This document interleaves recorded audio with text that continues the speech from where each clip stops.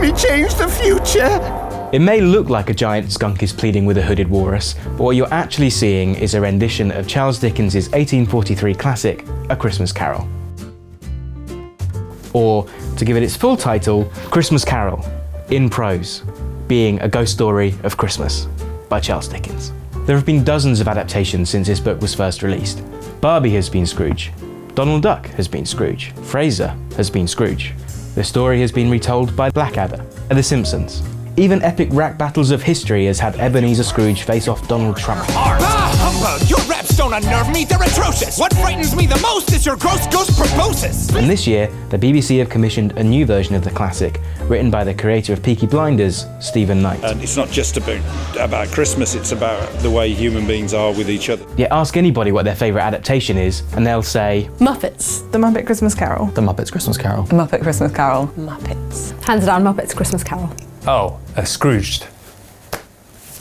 They're hoping you say Muppets Christmas Carol. Oh. What is it about this kids' film full of singing animals made of foam and metal wire that surpasses all others? And why is it that we keep revisiting this novel from the 19th century?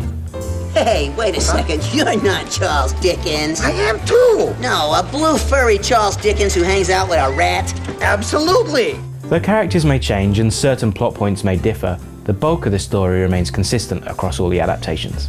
Scrooge is an elderly miser. He's visited by three ghosts, Christmas past, present, and yet to come. They show him the error of his ways. Scrooge realises his mistakes and is transformed into a kinder, gentler man. It's a story of redemption that was written by Charles Dickens as a reaction to the sudden surge in poverty as a result of the Industrial Revolution. And it's likely the character of Scrooge took direct inspiration from his father. Dickens himself was forced to work in a factory aged 12 to help cover what his spendthrift father had lost. Following the death of Jim Henson, his son Brian was approached with the idea of an adaptation. Brian decided to stay true to Charles Dickens' book and respect the original as much as possible. In fact, he had Gonzo and Rizzo narrate because he wanted to use the prose and narration from the original novel. The Marleys were dead, to begin with. It's a good beginning. It's creepy and kind of woohoo, spooky. Oh, thank you, Rizzo. You're welcome, Mr. Dickens. In Muppets Christmas Carol, homage is played to Dickens both through direct quotation. You may be a bit of undigested beef, a blob of mustard, a crumb of cheese. Yes, there's more of gravy than of grave about you. More of gravy than of grave! What a terrible pun! And through some more subtle nods. If you look closely in the background, one of the Muppets is a lobster hanging out of the window. This is a reference to the line, "like a bad lobster in a dark cellar," one of Charles Dickens' weirder turns of phrase. After looking at a range of different actors and comedians, including George Carlin, Henson decided to offer the role of Scrooge to Michael Caine. He might not be the best singer. When I first became an actor, the producer said to me, use the difficulty. And that's what we've just done.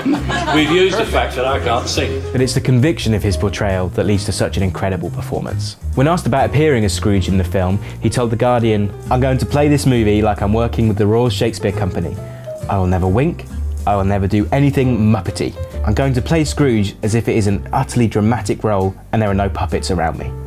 Starting the film as a genuinely cruel, grumpy, sometimes scary man, he plays the character of Scrooge absolutely straight. Humbug. It's the way Michael Caine portrays this character throughout the film with such honesty that elevates it above the average kids' film. It's something that becomes apparent when you watch it. The film is dark. It's for kids, but at its heart, it's about death. Whoa, that's scary stuff. Hey, should we be worried about the kids in the audience? No, it's all right. This is culture. In fact, there's a song that was cut from the original theatrical release because it was deemed too sad to be in a children's movie. And yes, the time has come for us to say goodbye.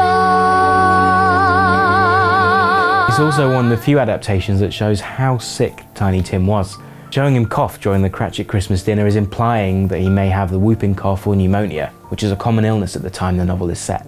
And in that way, it stays true to the Dickens novel. The original text of A Christmas Carol was not a comedy.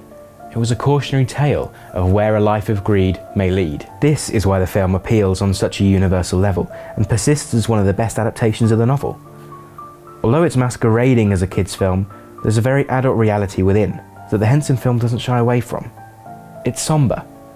The film is about death, about regret and the fear of growing old. Life is made up of meetings and partings. That is the way of it. I am sure we shall never forget Tiny Tim, or this first parting that there was among us.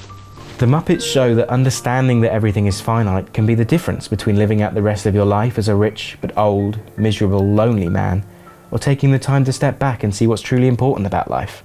Enjoying every moment for what it is, and living each day thankful to be there. As Henson himself said about the film, you need to go to those dark places to make the ending as joyous as it can be. God bless us.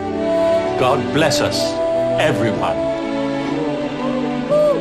The love we found, the love we found.